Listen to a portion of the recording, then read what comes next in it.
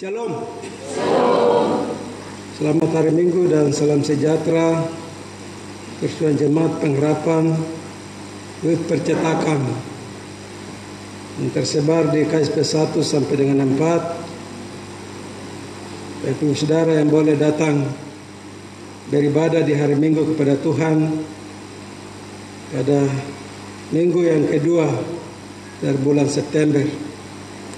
Kita melihat pembacaan ini kembali. Tema asli dari pembacaan adalah sisa Israel.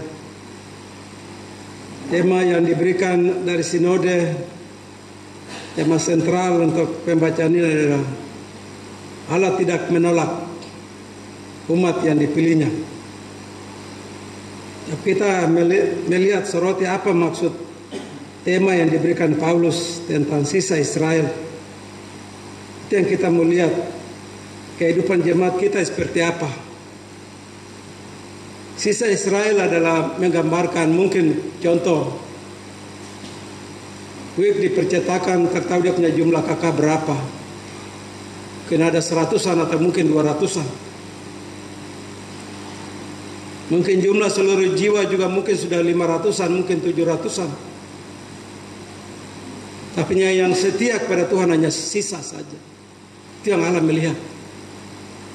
Tidak seluruh warga jemaat yang datang. Yang injak pintu gereja adalah sisa, itu yang diberkati oleh Tuhan. Kita ini adalah sisa dari jemaat yang besar yang selalu tiap hari Minggu injak pintu gereja. Itu yang Allah sayang. Umat pilihan. Tidak pernah diambil dari jumlah yang besar. Dan mereka yang sisa itu yang setia. Syukurlah Bapak Saudara dan saya menjadi orang-orang yang sisa. Sisa itu yang disukai oleh Allah. Sisa itu yang disenangi oleh Allah. Tapi bukan berarti mereka yang tidak mau injak pintu gereja Allah menolak mereka. Mungkin ada di suatu saat mereka sadar. Mereka kembali ke sini. Allah tidak membawa mereka di muka pintu. Kau pergi, kau mengkosong. Tidak. Allah terima mereka duduk di kursi ibadah. Itulah kasih Allah beda dengan manusia.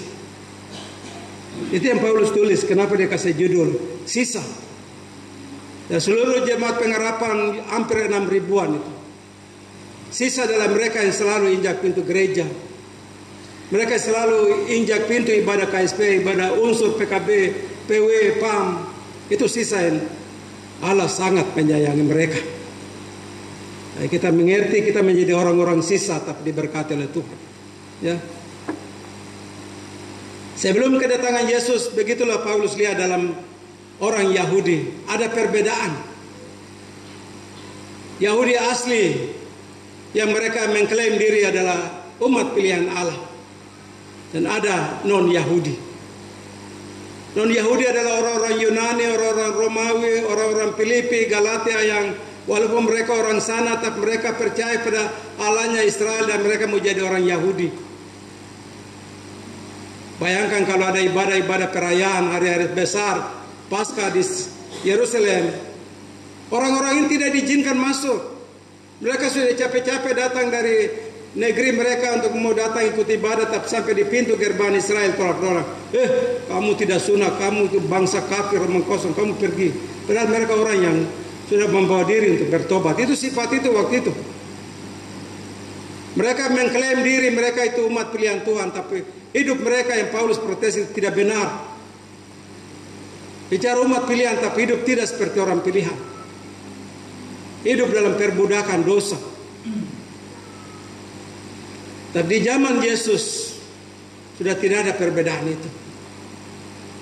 Karena Yesus datang ke dalam dunia untuk menghimpun seluruh dunia. Menjadi muridnya, menjadi jemaatnya, menjadi gereja. Itu misi Yesus.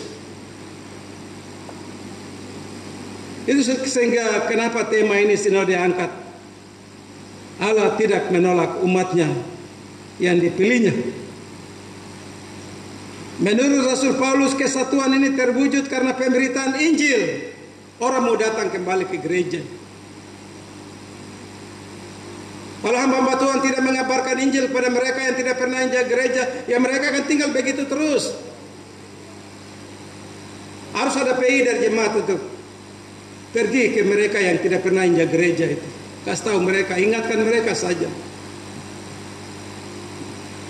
Orang yang datang ke gereja karena hasil dari pemberitaan Injil itu. Mereka yang datang ke gereja, orang-orang asing, non-Yahudi itu harus melalui pembaptisan. Baru dia bisa masuk duduk. Pembaptisan penting untuk tanda kekudusan dengan Tuhan. Tanda masuk menjadi keluarga Allah. Alangkah sayangnya Bapak Ibu Saudara punya anak-anak sudah besar tidak dibaptis. Belum masuk keluarga Allah itu. Keluarga-keluarga membiarkan anak-anaknya belum dibaptis. Karena kan tanda kekudusan Allah itu lewat pembaptisan. Anak yang besar waktunya harus dia CD, bawa dia CD, ikut katekisasi. Keluarga yang belum nikah tapi sudah punya anak-anak banyak, tidak mau nikah gereja, tidak bisa. Tanda kekudusan Allah untuk masuk menjadi keluarga Allah harus lewat jalan ini. Kalau tidak, tong hidup begitu saja, menjadi hanya jumlah Kristen yang besar saja, tapi tidak menjadi sisa itu. Allah tidak menolak umat yang dipilihnya. Tapi saudara, kalau seseorang yang kita begitu sayang sudah berbuat baik kepada dia, tapi apa yang dibalas dengan kejahatan? Apakah Bapak Saudara bisa terima orang itu? Saya sudah begitu baik, apa yang tidak kurang? Saya sudah segala pelayanan, segala perbuatan baik saya sudah buat, tapi yang dibayar kepada saya itu dengan perbuatan yang jelek. Seperti air susu dibalas dengan air tuba begitu. Kira-kira kalau kita manusia, orang yang model begitu bagaimana? Usir saja ya. Manusia tidak tahu diri, tidak ada punya kemanusiaan. Saya sudah baik, tapi kau bayar saya, hargai saya dengan kejelekan. Pergi dari sini, paling kita usir ya. Tidak mau bersahabat. Tapi dalam pembacaan itu manusia bisa mengusir orang itu yang tidak baik. Tapi bagi Allah, walaupun sejelek-jeleknya kita, sedosa besar apapun, ketika kita kembali kepada Dia, Dia terima dengan tangan terbuka. Itu beda manusia dengan Allah. Seorang anak yang buat kejahatan dalam rumah, terus dia usir pergi dan bilang, sungguh mati, saya sumpah mati, kau pergi jangan kau injak rumah ini lagi ya. Itu manusia, Allah tidak. Ada seorang bapak dipercatakan ini, PKB, pernah dia curhat ke saya. Aduh, saya punya bapak mantu itu, tuh tinggal satu rumah tapi. Dia bilang sama saya, sampai saya mati juga saya tidak akan ampuni kau. Ada di sini, dia masih ada.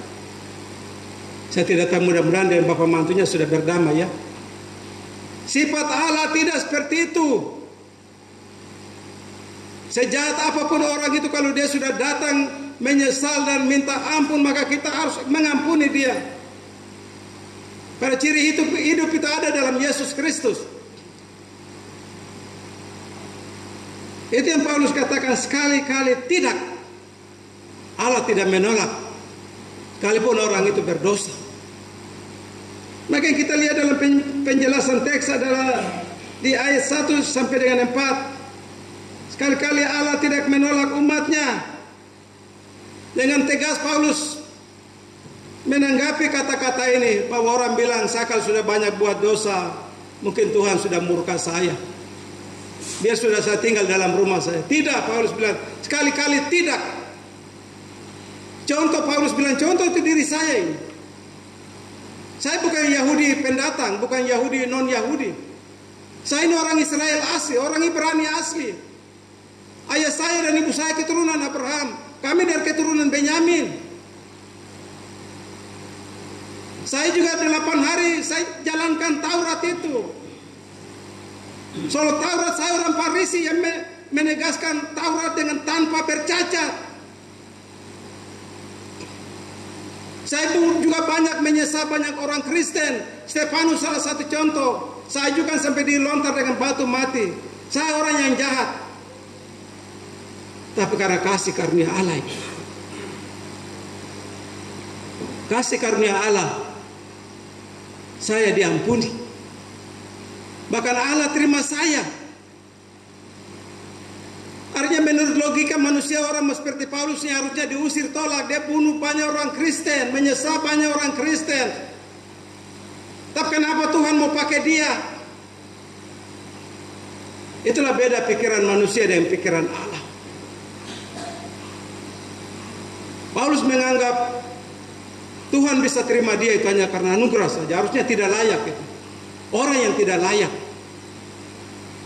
Itu yang Paulus mengambil contoh tentang Allah itu. Tidak menolak orang yang datang kepada dia. Apapun dosanya. Apapun kelakuannya. Paulus ambil contoh yang kedua.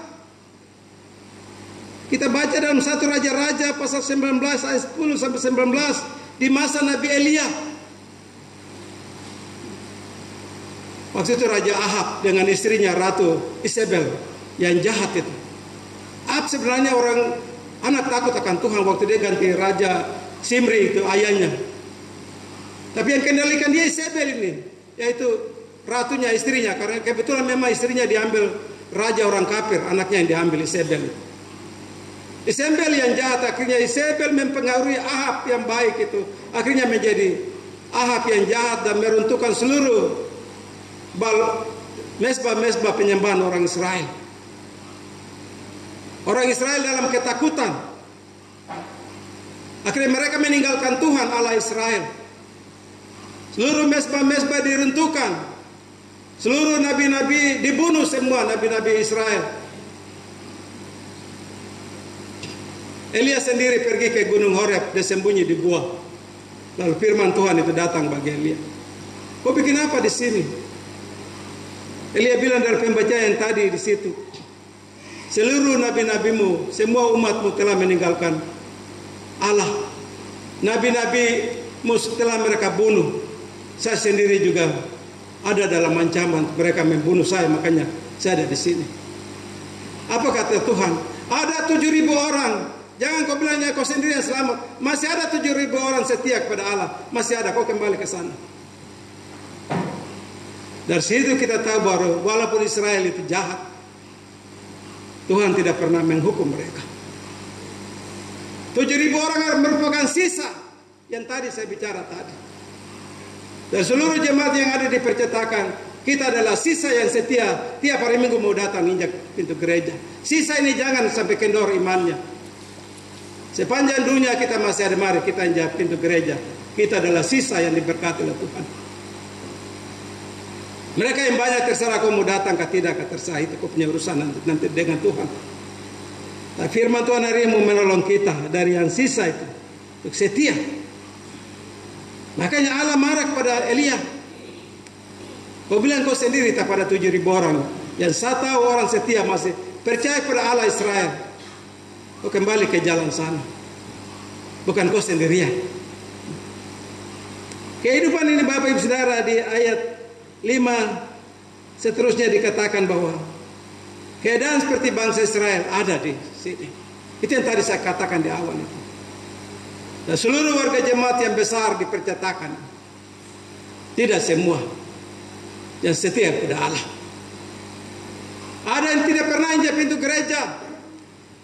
Ada yang mungkin sepanjang tahun hidupnya tidak pernah injak gereja. Tinggal begitu saja. Kalau orang tanya bilang dia orang Kristen, tapi tidak pernah mau datang ke gereja. Ibadah KSP juga tidak pernah. Tahu itu orang apa itu? Entah suami atau istri, anak-anak. Mari kita menjadi sisa yang baik. Sisa yang diberkati oleh Tuhan. Ya. Karena di ayat selanjutnya Paulus bilang itu sisa keadaan ini itu, situasi ini itu sampai dengan zaman ini tetap ada. Dari semua orang yang bilang kau orang Kristen GKI di tanah Papua, tidak seluruh. Hanya sisa yang menyembah Tuhan, itulah Allah memberkatinya. Bukan Allah menolak mereka seluruh jumlah yang besar itu. Suatu saat dia sadar dia datang, maka Allah menyambut dia dengan penuh hati yang berbelas kasih sebagai seorang ayah. Sifat Allah yang luar biasa. Di ayat 5 dan 6 Allah memilih pribadi seseorang maupun sisa yang setia. Itu karena kasih karunia Allah. Ada dua perbedaan, dua segi tentang pilihan Allah menurut kasih karunia dalam kehidupan kita. Yang pertama, orang atau bangsa yang dipilih Allah pada saat untuk maksud yang sementara. Allah memilih seseorang untuk maksud tujuan untuk sementara. Bagi pendeta, sebagai bapak ibu penatua dan semas, bagi badan pelayan unsur-unsur. Itu kasih karunia Allah, itu Allah pilih itu. Harus kita hargai itu. Saya dipilih Tuhan dari sekian banyak ada dalam jemaat ini untuk melayani dia. Bukan hanya asal-asal, kasih karunia Allah. Jangan main-main di jabatan itu. Saya dipilih sebagai pendeta, saya dipilih sebagai penatua dan semas di lingkungan jemaat itu karena kasih karunia Allah. Dia tidak pilih semua. Dari sekian banyak saudara yang dipilih, itu kasih karunia Allah. Dan hargailah kasih karunia Allah itu. Entah sebagai warga jemaat dipilih dalam bidang apapun, entah dalam panitia apapun, itu karena kasih karunia Allah. Ketika dia memilih Paulus, walaupun orang yang jahat, tapi Tuhan mau pakai dia untuk memberitakan Injil. Tugas Paulus memberitakan Injil pada orang-orang yang tidak percaya kepada Tuhan. Sasarannya untuk orang yang setia hanya tugas rasul-rasul, Petrus, Andreas, mereka. Tapi yang Paulus adalah memang diutus untuk orang-orang yang tidak percaya. Makanya di PI dalam jemaat yang ada majelis yang diutus untuk cari itu domba-domba yang tidak pernah injak pintu gereja itu. Supaya mereka sadar. Dan kalau saya kira semua jemaat dipercetakan datang menjadi sisa yang secara umum, maka saya kira gereja tidak akan tampung ini. Majelis mungkin bingung cari kursi di mana lagi jemaat yang datang penuh, lain ada berdiri. Kenyataan sampai hari ini adalah sisa saja yang selalu setia datang kepada Tuhan. Allah memilih seluruh umat saya sebagai hamba Tuhan, penatua, semas dan seluruh warga jemaat dengan sebuah maksud adalah untuk memperoleh hidup yang kekal. Kalau Tuhan datang tiba-tiba, kita semua dipilih. Itu karena kasih karunia Allah. Bukan karena kebaikan kita. Bukan perbuatan baik kita yang kita buat untuk orang lain, tidak. Hanya kasih anugerah Tuhan semata-mata. Saya biar pendeta yang capek-capek naik ke gunung beritakan firman, tapi kalau pada hari Tuhan datang bilang, oh kok pendeta omong kosong, kok juga tidak benar, saya juga ditolak. Begitu cara Tuhan. Dia memilih seseorang hanya berdasarkan kasih karunia, bukan karena perbuatan baik kita. Kasih karunia adalah percaya Yesus disalib, mati dan gantung, dan hari ketiga dia bangkit naik ke surga. Dia beri Roh Kudus. Percaya Yesus. Orang percaya Yesus itu taat dan melakukan segala yang diperintahkannya. Itu baru menjadi sisa Israel, sisa umat pilihan Allah. Nah, kita diperkenankan oleh Tuhan. Bapak saudara yang Tuhan kasihi, kita diperkenankan oleh Tuhan adalah karena anugerahnya, hadiah. Bapak ibu yang bekerja sebagai pegawai di kantor, habis bulan dapat gaji, itu hadiah atau hak? Nah, saya kerja 1 bulan terus entah di perusahaan kah, di toko kah, di mana, terus dapat amplop gaji, itu hadiah atau hak? Itu hanya hak karena kita bekerja, bukan hadiah. Beda dengan Tuhan. Tuhan memilih kita biar kita kerja banyak, mungkin kita capek, tapi dia memilih kita hanya menurut anugerahnya saja, seperti dia pilih Paulus. Karena ketidaklayakannya kita itu, tidak pantasnya kita itu, karena kita orang berdosa. Makanya Tuhan mau pilih kita itu karena anugerahnya saja. Saudara harus bersyukur. Pada akhirnya kita sebagai sisa yang dipilih oleh Tuhan, karena saya tidak pernah lupa pintu gereja. Saya tidak pernah lupa kalau ibadah keluarga. Saya tidak lupa pintu ibadah KSP itu. Setia. Karena saya menjadi orang-orang yang sisa, yang setia kepada Tuhan. Di bagian terakhir ayat 7 sampai dengan 10, di sini ada ancaman hukuman, di mana Israel yang tidak memperoleh apa-apa yang dikerjakan seperti orang Israel. Mereka hanya menjalankan Taurat Tuhan, yaitu orang harus disunat, menjalankan seluruh hukum-hukum Taurat, tapi mereka tidak mengenal siapa Allah. Disitulah kesalahan mereka. Sama dengan kita. Kita menjalankan seluruh pelayanan, tapi kita tidak mengenal Kristus secara baik, maka semua pekerjaan kita adalah sia-sia. Harus mengenal Tuhan secara baik. Mengenal sebagai pribadi, mengenal dalam keluarga. Apalagi bulan ini kita ada dalam bulan-bulan bina keluarga. Israel yang sisa, jemaat percetakan yang sisa, di bulan bina keluarga, ada jam yang mereka duduk untuk sembahyang dan baca nyanyian mazmur dan rohani. Itu baru Israel sisa yang setia. Bulan bina keluarga sudah dibuka sejak tanggal 1, nanti sampai tanggal 30. Mari kita merenungkan apalah kita sudah lakukan kumpul keluarga di bulan bina keluarga. Entah pagi atau malam, bangun pagi, kalau kita lihat situasi waktu saja. Kalau malam sibuk karena yang lain belum datang kerja, kumpul semua, jadi pagi kebetulan ada di rumah jadi jam 5 pagi. Kita pakai liturgi itu. Bulan bina keluarga kita memuji, berdoa, dengar firman. Begitu. Liturgi yang dikasih kita boleh gunakan bebas sesuai dengan kondisi dalam keluarga. Jam yang semua ada keluarga ada, di situ kita pakai untuk kumpul keluarga. Menjadikan rumah kita rumah doa. Itu Israel yang sisa begitu. Mereka mengenal Tuhan secara baik dan mereka melakukan apa yang Tuhan perintahkan. Tapi orang-orang yang terpilih telah memperolehnya. Artinya orang-orang yang terpilih yang dimaksud di sini adalah orang-orang yang dipilih karena kasih karunia Allah yang disebut sisa-sisa Israel. Saudara dan saya bangga bagi saudara yang setia. Setiap hari Minggu tidak pernah lupa hingga gereja. Pada ibu-ibu yang setia tapi suaminya mungkin masa bodoh, ajak dia supaya menjadi sisa yang setia. Karena Tuhan mau seperti itu.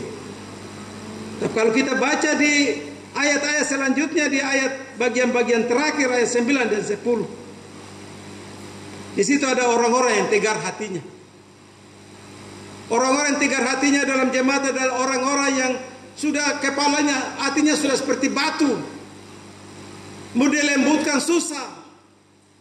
Mau dikasih tahu, Bapak ini hari Minggu kau datang di gereja kah? Ini ada ibadah KSP, ada ibadah PKB. Kau pergi gabung di persekutuan kah? Tapi tidak ada punya macam perhatian kah atau perubahan dalam hidupnya. Dia tinggal begitu saja. Itu yang dinamakan orang-orang yang sudah tegar hatinya. Sulit untuk mau diarahkan bagaimana lagi. Tapi firman Tuhan bilang orang-orang begitu, Allah yang sengaja buat itu. Ya. Di ayat 10 kita lihat itu. Di ayat 9. Allah membuat mereka tidur nyenyak, ayat 8 itu. Memberi mereka mata untuk tidak melihat dan telinga untuk mendengar sampai kepada hari sekarang ini. Itu Allah yang membuat, karena mereka tidak mau sadar. Allah membuat telinga mau tidak mau dengar firman, mata tidak mau melihat kebenaran, hati yang dikeraskan begitu tegarnya. Allah membiarkan orang itu terserah sampai mana nanti pada saat nanti dia 10 bagian terakhir mereka orang-orang itu akan dapat hukuman. Allah memberi waktu kesempatan untuk kita bisa berubah. Seakan-akan perumpamaan Yesus tentang pukat yang dilabuhkan di laut. Semua jenis ikan sudah ada di dalam pukat itu. Ikan yang baik, ikan yang tidak baik, ikan yang berbisa, ikan yang besar kecil sudah ada dalam pukat. Seakan-akan menggambarkan kita semua sudah ada dalam pukat itu. Tunggu saatnya pukat itu ditarik sampai ke pasir. Disitulah akan disortir. Yang tidak baik buang saja ke pasir biar burung-burung makan, binatang makan. Yang bagus saja isi dalam pasu atau di cool box. Saudara dan saya ada dalam itu. Kita menggambarkan ikan yang baik atau ikan yang tidak baik akan disortir pada saat pukat itu ditarik di pasir. Mari kita menjadi ikan yang baik. Kita menjadi sisa yang baik. Pada saat disortir seperti ikan itu, kita yang baik itu diisi di pagu atau coolbox. Jangan ikan yang tidak baik dibuang supaya dibakar dengan api atau dibinasakan, dimakan oleh binatang-binatang liar. Ya. Itu yang Paulus ingatkan bagi kita, bagi orang Romawi, tapi bagi kita. Ya. Allah yang memberikan tidur nyenyak, Allah yang memberikan pikiran sudah tertutup. Kadang-kadang dia tidak sadar, dia hanya bilang, saya sudah salah banyak, jadi biar sudah saya tinggal begini. Padahal Allah membuat hatinya itu begitu tertutup, tidak mau lihat terang. Tapi kita harus melawannya. Kita yang lainnya harus memberikan, menolong dia untuk kembali ke jalan yang benar. Tugas kita untuk memberitakan Injil seperti begitu. Oleh sebab itu Bapak Ibu jemaat Tuhan, apa yang kita maknai di firman Tuhan ini dalam menjalani di minggu kerja yang baru, besok dan seterusnya. Yang pertama adalah Rasul Paulus ingin mau menyampaikan pada jemaat Kristen di Roma, tapi bagi Bapak Saudara dan saya, jemaat pengharapan WIK percetakan, bahwa Allah tidak pernah menolak umatnya. Jumlah yang besar yang tidak pernah datang ke gereja, Allah tidak pernah menolak. Kalau suatu saat dia datang ke rumah Tuhan, Allah akan menerima dia dengan tangan yang terbuka, seperti anak yang terhilang. Membawa seluruh harta kekayaan orang tuanya, berpesta pora dengan dunia, keinginan daging. Setelah dia sadar, dia kembali. Apakah bapaknya bilang, anak durhaka kau pergi? Tidak. Bapaknya menyambut. Siapkan sandal yang bagus, baju yang baru, potong lembu, kita berpesta. Karena yang hilang sudah datang kembali, ditemukan kembali. Kasih Allah seperti begitu. Jadi mari kita menjadi orang-orang sisa yang dipilih oleh Allah, yang boleh mau datang kepada Tuhan hari ini, besok, sampai Maranatha, kapanpun. Tuhan memberkati kita. Bagi siapa saja yang di antara kita yang tidak mau mendengar kebenaran, maka Allah sendiri akan mengeraskan hatinya. Ayat 10, ayat 8 sampai 10 bilang begitu.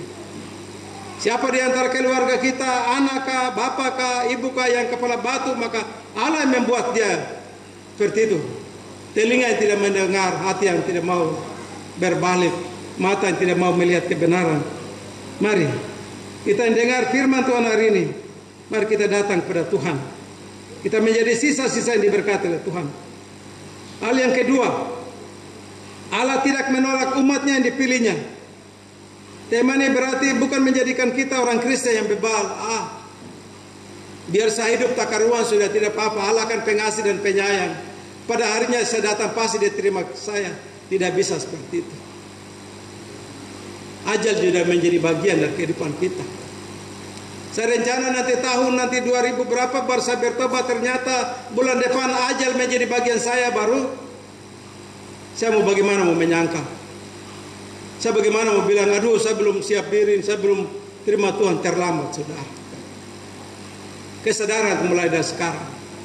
Setelah dengar firman Tuhan, saudara dan saya anak-anak menjadi sisa yang setia, terus ada dalam persekutuan dengan Tuhan. Terus ada di mana firman Tuhan ditaburkan, disitulah. Di mana ada bangkai, di situ ada burung nasar, mengartikan bahwa di mana firman Tuhan ditaburkan, di mana ada ibadah KSP, ibadah unsur-unsur, jemaat yang setia selalu ada datang di situ. Kita merupakan sisa. Dan yang terakhir, yang ketiga adalah kita harus sadar bahwa saat ini kita menjadi umat Allah semata-mata karena kasih karunia Tuhan. Ya. Tapi itu mari kita menjadi orang-orang yang dipilih oleh Tuhan. Mari kita menjadi sisa dari jemaat kita yang terus setia, tapi terus membawa orang-orang lain juga mengenal Tuhan secara baik. Tuhan memberkati kita dengan firman-Nya. Amin. The valley every soul must journey through, I'll remember then